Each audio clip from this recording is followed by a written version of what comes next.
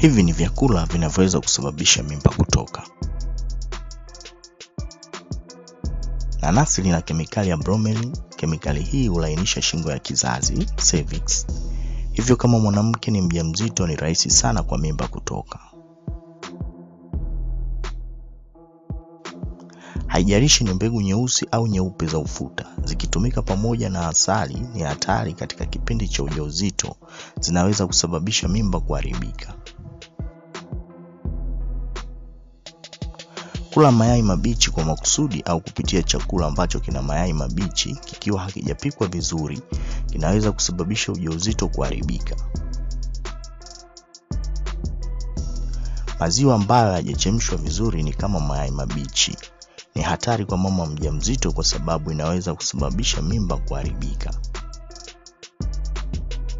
Maini ni hatari kwa ujauzito kwa sababu maini yanaweza kuwa na sumu ambazo zimekusanywa kutoka kwa mnyama ambaye alikuwa anaumwa au ameathirika na kemikali hatari.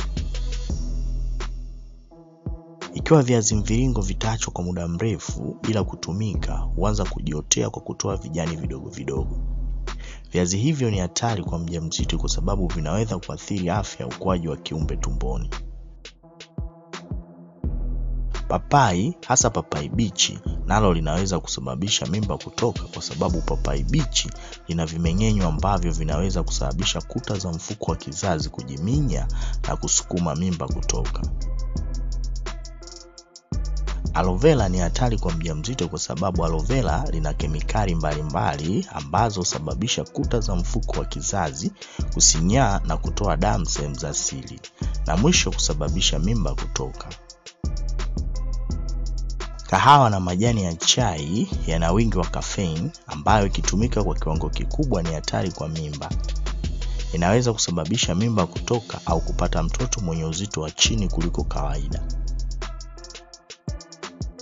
Kuna baadhi ya viungo vya chakula kama vile kitunguu saumu ni vyema kuviepuka katika kipindi cha ujauzito kwa sababu vinaweza kusababisha kuta za mfuko wa kizazi kusinyaa na kusukuma mimba kutoka.